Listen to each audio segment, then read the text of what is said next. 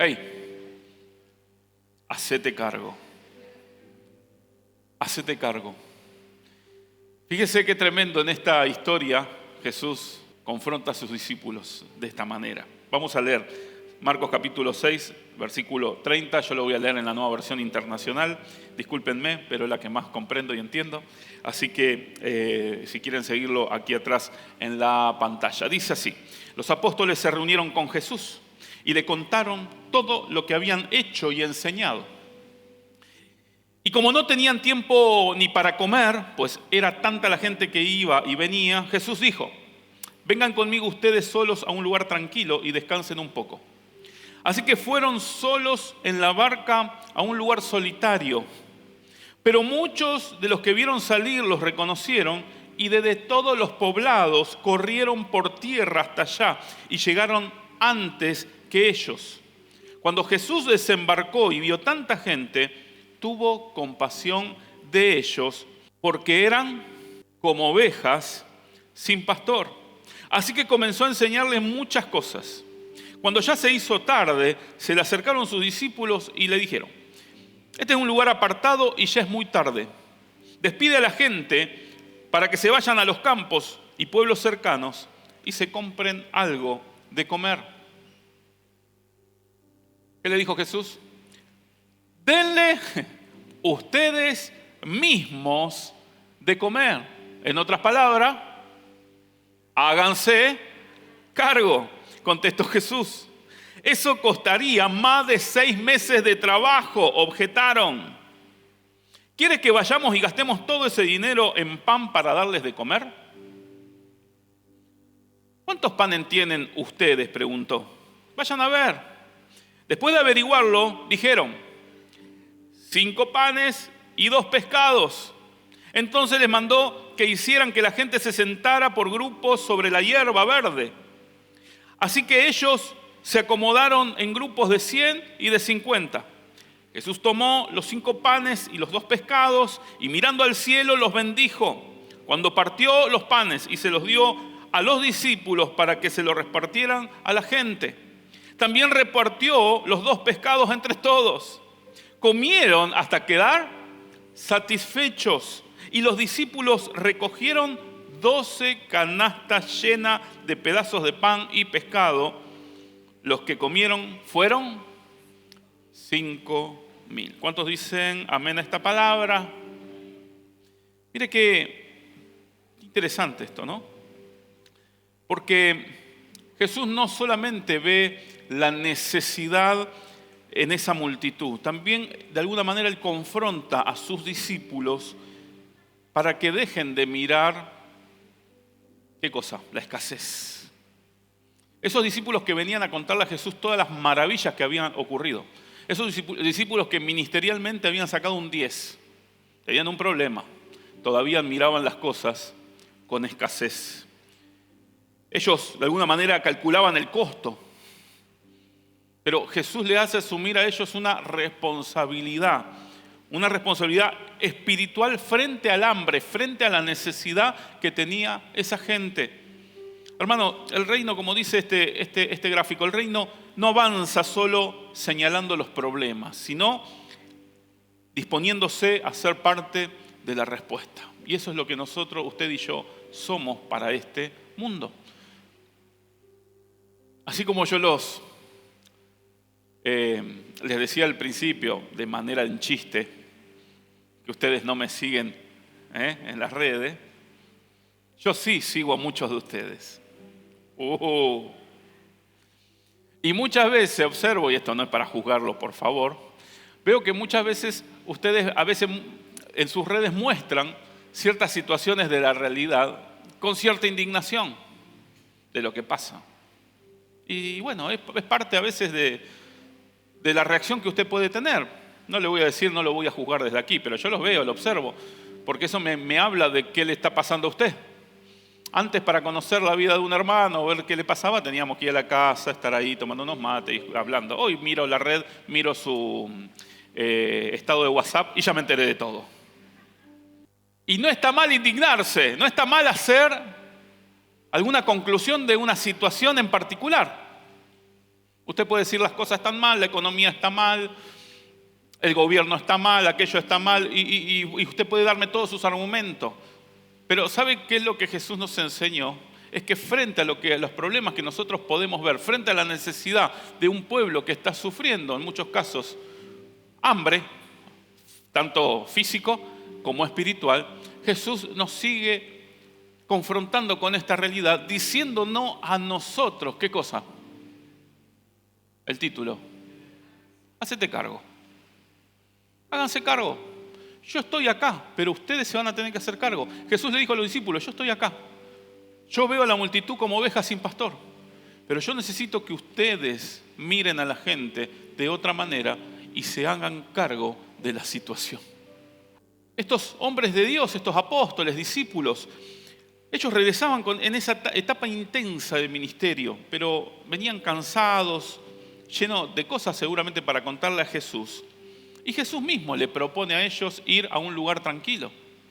Como dice el Salmo 23, ¿se acuerdan? Que hoy pastor y nada me faltará. En lugares de delicados pastos me hará descansar. Es como que Jesús se pone en la figura del pastor y le dice, bueno, vayamos a los delicados pastos. Vamos a un lugar tranquilo a hablar. Pero ¿qué ocurre? En ese momento de agotamiento, en ese momento de que ellos posiblemente necesitaban muchas cosas contarle a Jesús, la multitud comienza a resurgir, la multitud comienza nuevamente a venir sin que nadie los llame. ¿Por qué? Porque la gente tenía hambre, la gente tenía hambre espiritual, la gente necesitaba algo, la gente no te va a preguntar si tenés tiempo o no tenés tiempo. La gente va a venir, la gente está desesperada. Y es tremendo, ¿no? Porque esa multitud con hambre encuentra discípulos que estaban agotados, encuentra recursos que eran insuficientes y una orden que Jesús les da en ese agotamiento que ellos tenían, que es muy fuerte. Háganse cargo, muchachos. Jesús, ¿por qué no le decía a la gente que se vaya? Porque es muy tarde, nosotros estamos cansados, la gente tiene hambre, decirles que se vayan. ¿Qué les dice Jesús? Señores, háganse cargo. Denle ustedes mismos de comer. ¿What? ¿Cómo? Sí. ¿Por qué no le dan de comer? Imagínense uno cansado, mal. Que Jesús te responda así.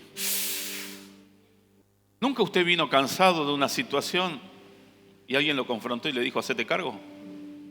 Entonces vinieron, cuando uno está agotado,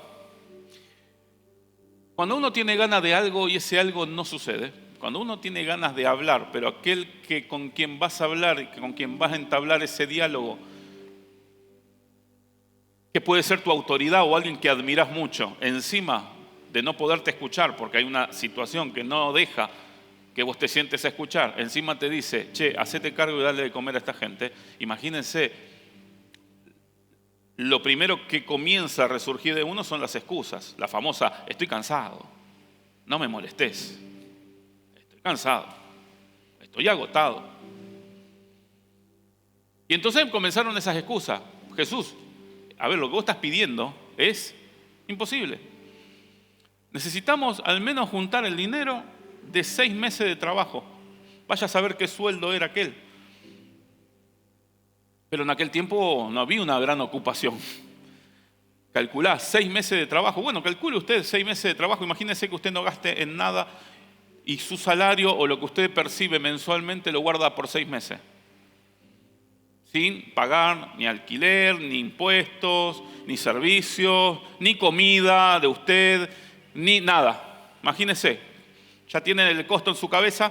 Bueno, eso es lo que necesitamos que usted traiga para darle de comer a la gente. ¿Usted qué dice? No, pero es una locura. No alcanza, no se puede. Pero acá Jesús lo que quería trabajar con ellos era enseñarles una verdad que es poderosa. El reino de Dios no se edifica desde la excusa. El reino de Dios no se levanta desde la excusa. Su ministerio no se construye desde sus propias excusas. Usted puede tener miles de buenas excusas, pero el reino no se construye con excusas. El reino de Dios se construye desde la obediencia. ¿Usted quiere ser parte del reino? ¿Usted quiere ser una generación de reino? Hay que hacer. Hay que hacer. Yo sé que podés tener muy buenas excusas para dejar un montón de cosas de lado. Podés decirme, pastor, estoy cansado. ¿Sabe cuántos años que estoy haciendo esto? ¿Sabe cuántos años que estoy haciendo lo otro? ¿Sabe cuánto tiempo llevo soportando esta situación? ¿Sabe cuánto tiempo? Estoy cansado, estoy mal, estoy agotado espiritualmente. Sí, bueno, está todo bien. Yo no te puedo decir, no, hermano, la verdad que no tenés razón. No, yo te puedo decir, sí, hermano, a mí me pasó lo mismo. Pero, ¿qué quiere que les diga? Hay que levantarse y seguir la tarea que tenemos por delante. Porque hay una sociedad que tiene hambre, hay una sociedad que tiene una necesidad. Y Dios piensa suplirla, pero a través tuyo y a través mío. Por eso, lo primero es que Jesús ve una necesidad que otros o que muchos solo quieren evitar. La iglesia por muchos años se encerró en 4 paredes para no hacerse cargo de los problemas de la gente, porque es así. El que quiera solucionar sus problemas, que golpee la puerta y acá lo vamos a recibir. Sí, pero yo no veo algo parecido o un ejemplo así dentro de las Escrituras. La iglesia nunca estuvo encerrada, la iglesia siempre estuvo de cara a la gente, no dándole la espalda. Está bien que estemos aquí recibiendo la palabra de Dios, está muy bien que estemos aquí sentados como si estuviésemos sentados en una mesa recibiendo lo que Dios hoy nos quiere decir, pero estamos durante este tiempo, durante esta hora y media de reunión, estamos de espalda a la sociedad. Pero cuando nos levantemos y salgamos de esa puerta, nosotros tenemos que saber para qué salimos y hacia dónde estamos yendo. Acá Jesús no nos está diciendo, voy a suplir tus propias necesidades. Acá Jesús nos está diciendo, vas a tener que suplir la necesidad primero de otros. Jesús tuvo compasión de la gente. Los discípulos vieron una complicación, pero Jesús vio a una multitud que estaba desorientada.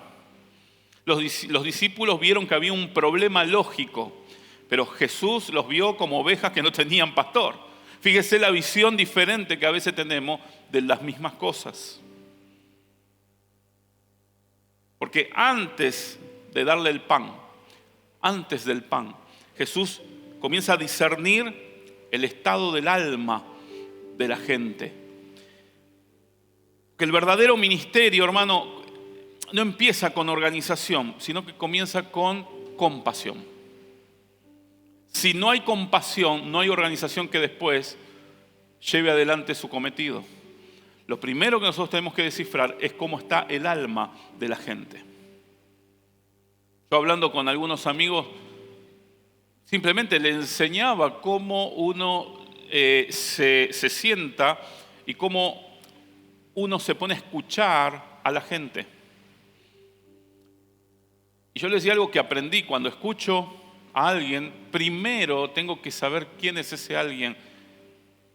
Quiero que ese alguien me cuente su historia, todo lo que le ha pasado en la vida. ¿Por qué?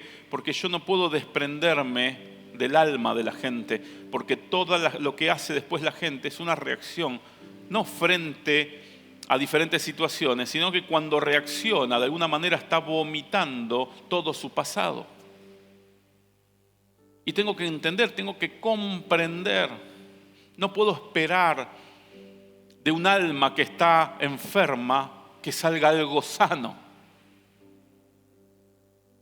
Cuando usted se enfrenta a la gente y la quiere ayudar, lo más probable es que la gente te insulte, que la gente te menosprecie, que la gente te diga cualquier cosa. Pero el problema no es contra vos. Hay algo que está. Jesús lo sabía. Jesús entendía que en un momento esa misma gente que estaban alrededor de él y que la mayoría de ellos fueron sanos, fueron alimentados, fueron provistos. Esa misma gente un día iba a estar en una plaza gritando: crucifíquenle. Pero qué tremendo, Jesús comprende y entiende el alma de la gente. Nosotros tenemos que hacer exactamente lo mismo. Qué tremendo. Así como Jesús dijo que al ver las multitudes tuvo compasión de ellos porque los vio desamparados y perdidos como ovejas que no tienen pastor, el profeta Ezequiel, muchos años antes, él decía en en el libro de Ezequiel capítulo 34 versículo 5, hablando del pueblo de Israel, él decía: andan errantes por falta de pastor, son presas de todas las fieras del campo. ¿Qué le pasa hoy a la sociedad? Son ovejas, están siendo presas de todo lo que anda a su alrededor. Hermano, hay personas a nuestro alrededor que parecen, muchas veces los tomamos como un número más, pero para Jesús son ovejas heridas, ovejas cansadas, ovejas perdidas, ovejas hambrientas. Por eso el problema que muchas veces la iglesia, lamentablemente, ve molestias donde Cristo ve almas. Jesús nos confronta con una responsabilidad personal. Jesús le dice a los discípulos: háganse cargo. Esta frase es el corazón de este pasaje, de esta historia. Los discípulos querían que Jesús los despidiera. Jesús, en cambio, le transfiere una responsabilidad a ellos. O sea, los discípulos le dijeron: Jesús, hacete cargo de que la gente se vaya. Jesús le dice: ahora ustedes se hacen cargo que la gente se vaya, pero con la panza llena. Apá. Jesús no les dijo lo que muchas veces nosotros esperamos: che, esperen que yo resuelva todo. Tranquilo, yo lo voy a resolver.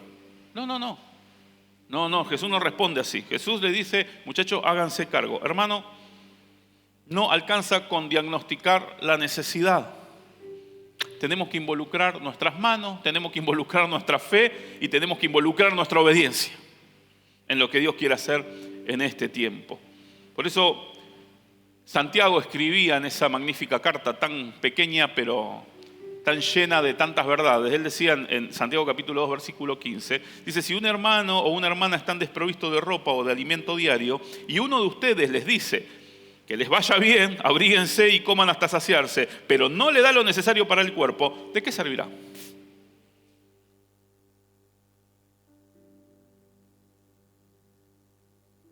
Lo más fácil es decir: che, la gente está mal, el país es un desastre, la juventud está perdida, las familias están destruidas, el barrio es siempre el mismo, la sociedad no tiene valores. Pero ¿qué dijo Jesús?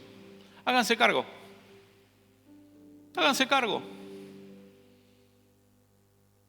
Yo lo hago, pero por medio de ustedes, pero háganse cargo ustedes.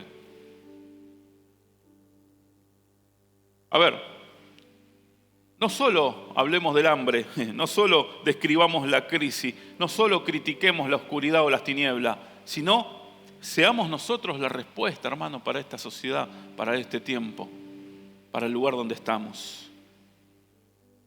El hombre siempre mira el costo, pero Jesús siempre mira la disponibilidad. Para todos los desafíos que Dios tiene para tu vida, siempre vos vas a medir los costos que tenés, siempre. Los mismos discípulos, ellos reaccionan desde una lógica económica. La respuesta fue razonable o no. ¿La respuesta fue razonable o no? ¿Fue razonable o no? Claro que sí. Ahora, no fue espiritual. Ellos calcularon cuánto les costaba, pero Jesús le pregunta qué es lo que ellos tienen. A ver, ahí está la diferencia entre la mentalidad humana y la fe. Es simple. Nosotros generalmente decimos: no alcanza. Jesús pregunta: ¿qué tenés? Nosotros decimos o respondemos: es demasiado caro. Jesús dijo: tráemelo. Nosotros decimos: es imposible. Pero Jesús no dice: ponelo en mis manos. Esa es la diferencia entre nuestra lógica y la fe. ¿Se acuerdan cuando Moisés fue delante del faraón? O mejor dicho, Dios lo mandó frente al faraón para que libere a su pueblo. ¿Qué le dijo Moisés? ¿Cómo voy a ir? ¿Y qué le pregunta Dios? Moisés, ¿qué tenés en tu mano? ¿Y qué tenía en la mano Moisés? Una vara. Listo. Ya está.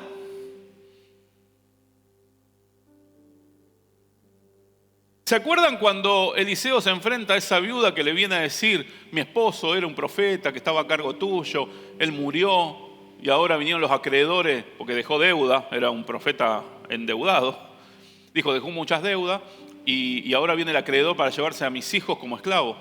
¿Qué le dijo el profeta? Primero le dijo, hacete cargo, porque le dijo, ¿yo qué tengo que ver? Así le dijo, hacete cargo vos.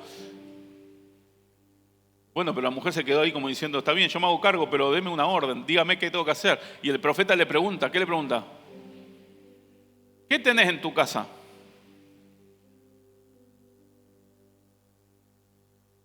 Jesús le preguntó, bueno, fíjense qué hay, qué tienen, con qué cuentan. Imagínense, entre los discípulos empezaron a mirar todo. Hasta que uno dijo, acá hay un muchacho, ¿sí? Esto lo dice el Evangelio de Juan, capítulo 6, versículo 9. Acá hay un muchacho que tiene 5 panes de cebada y 2 pececillos. 2 peces, 2 pescados. Pero bueno, nos estamos despojando de la versión 1960. Pececillos. ¿Qué hacemos con eso? Bueno, a ver, hermano, muchas veces no hacemos nada porque estamos mirando lo que no tenemos en vez de mirar lo que tenemos. Es así simple. No tengo recursos, no tengo tiempo, no tengo influencia, no tengo estructura, no tengo suficiente capacidad. Pero Jesús te va a preguntar, che, algo tenés que tener. Hay algo que vos estás despreciando, que lo tenés y lo estás despreciando, seguro. Hay algo que vos tenés y no sé si no lo querés reconocer o te lo tiraste abajo. No sé, algo tenés. Jesús nunca te va a pedir lo que no tenés. Jesús siempre te va a pedir primero lo que tenés antes de mostrarte el poder que Él tiene para desatar con lo poco que vos tenés. ¿Vamos de vuelta? Señor, no tengo nada, dame algo. No. Decime qué tenés y yo te muestro mi poder. Decime qué tenés. Entonces Él necesita tu seguridad. Aunque sea poco, es esto lo que tengo. ¿Con qué dispones? ¿Qué dispones? Hermano, lo poco en manos de Jesús siempre se va a volver suficiente. Siempre. 5 panes y 2 pescados eran insuficientes para 5.000 hombres, sin contar la mujer y los niños. Era insuficiente. Pero nunca se trató de la suficiencia humana. Siempre se trató de la rendición delante de Jesús. Jesús tomó lo poco y lo bendijo, lo partió y lo multiplicó. Esto es así. Entonces, milagro no es que vos tengas mucho. Milagro es que lo poco que vos tenés se lo entregues a Jesús para que eso poco entre en otra dimensión. Por eso Pablo le decía a la iglesia de los filipenses, mi Dios proveerá todo lo que nos falte, todo lo que necesiten conforme a sus riquezas en gloria en Cristo Jesús. ¿Sí o no? Recién nuestra hermana nos hablaba y nos ministraba sobre la ofrenda. Y es tremendo lo que Pablo escribía a los Corintios. Dios puede hacer que toda gracia abunde, decía, en ustedes. ¿Para qué? Para que ustedes abunden también en toda buena obra. Por eso Elías, cuando se presenta con esa viuda también que estaba recogiendo leños porque dice que estaba ya, el hambre era tal que se iban a morir. Dice que estaba recogiendo los últimos leños para ir a hacerse un pancito con su hijo y dejarse morir. Ahí aparece Elías y Dios le dice, esa viuda te va a sustentar. ¿Cómo me va a sustentar? Entonces, bueno, aparece la viuda, Elías le dice, mujer, necesito que me traigas un poco de agua. Ella lo mira y bueno, sí, obedece, va a buscarle agua, pero cuando está yendo, ¿qué le dice? Pará, también necesito que me traigas un bocado de pan. Y ella ahí saca lo que tenía en su corazón, saca lo que estaba en su alma. ¿Y qué le dice? Mire, profeta, yo lo único que tengo un poquito de harina, es un poquito de aceite. Estaba recogiendo una leña aquí porque íbamos a hacer un pancito con mi hijo. Íbamos a comer y nos íbamos a morir. Y el profeta dice, bueno, no hay problema. Hacé así como dijiste, pero primero me vas a dar a mí. Upa, eso parece ilógico, ¿o no? Parece algo que no es razonable. Pero era una manera que Dios tenía de actuar, porque termina el profeta diciéndole, hacelo así porque la harina de la tinaja no va a escasear, ni la vasija de aceite, el aceite en la vasija va a menguar hasta el día que Dios haga llover sobre la tierra. Y la mujer hizo como el profeta dijo, ¿y qué dice la palabra de Dios? Y comió ella y su hijo por muchos días. Wow. Por eso, hermano, lo que bendice el milagro no es la abundancia inicial, sino la obediencia de entregar todo lo que tengo en las manos de Jesús. ¿Tenés poco tiempo? Entregalo. ¿Tenés un ministerio que para vos es chiquito? Entregáselo a Él. Tu casa para vos, entregásela al Señor. No, pero mi casa parece un granero, mire qué feo que están las paredes. Entregale lo que tenés al Señor y vas a ver cómo Dios va a bendecir tu casa. Nosotros hemos visto con mi esposa milagros en los graneros que íbamos, cuando éramos jóvenes íbamos a atender tantos graneros y la gente tenía muchas veces vergüenza de recibirnos, pero nosotros decíamos, su disposición ya hace que este ambiente cambie. Y cuando cambia el ambiente y la presencia de Dios reina en este lugar, quédese tranquilo. Dios te va a proveer todo para que puedas hermosear, porque Dios cuando trae la palabra, cuando hace un milagro, todas las cosas son provistas, absolutamente todas las cosas. Tu manera de vivir cambia para siempre. Tu testimonio, tu voz, no sé, tu servicio, esos son tus panes y tus peces.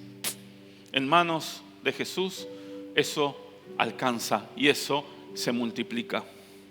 Número 5, Jesús no multiplica lo retenido, sino siempre multiplica lo entregado. El pan no se multiplicó mientras estaba guardado.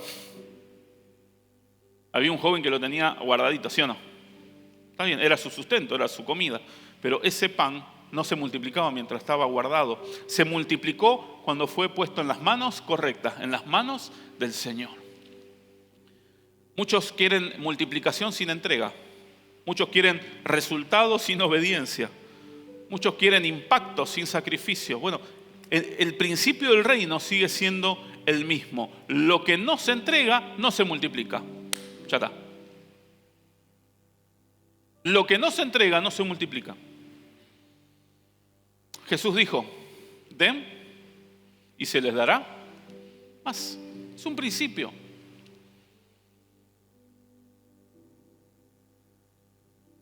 Hay quienes retienen más de lo que es justo. ¿Se acuerda? El Proverbio capítulo 11.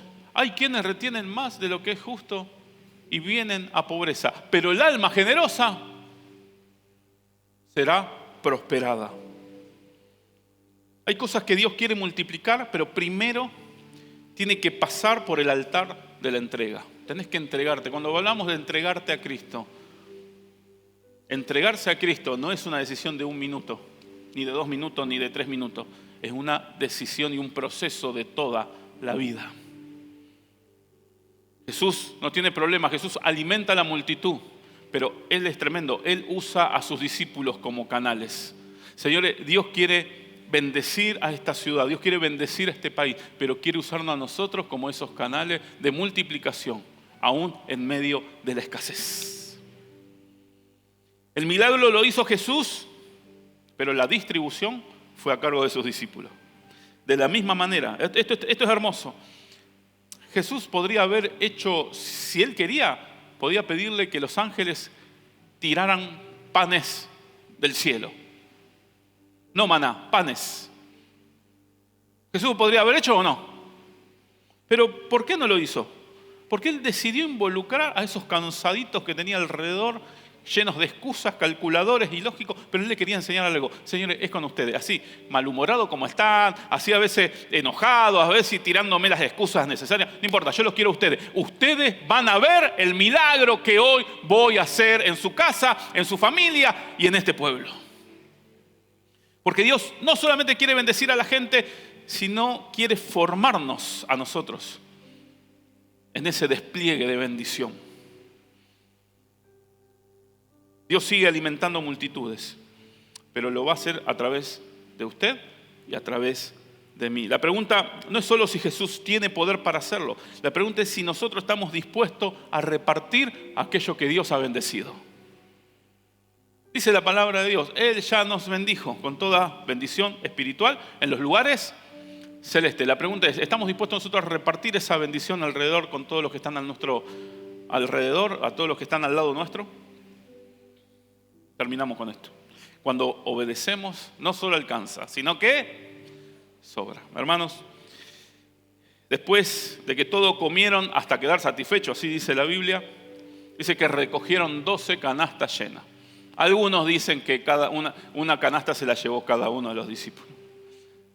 Yo no creo en esas interpretaciones. ¿Por qué? Porque digo, uno no lo hace por el interés de llevarse algo. Yo creo que ellos aprendieron y no tengo duda de que eso que sobró lo siguieron repartiendo y lo siguieron repartiendo porque no eran 12 cestas para llevarse a su casa, eran 12 cestas para seguir multiplicando lo que Dios había bendecido.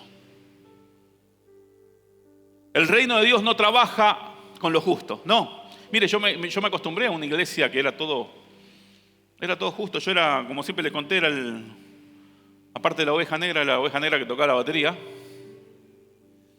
Y siempre el sonido era un desastre, no como esto era una belleza.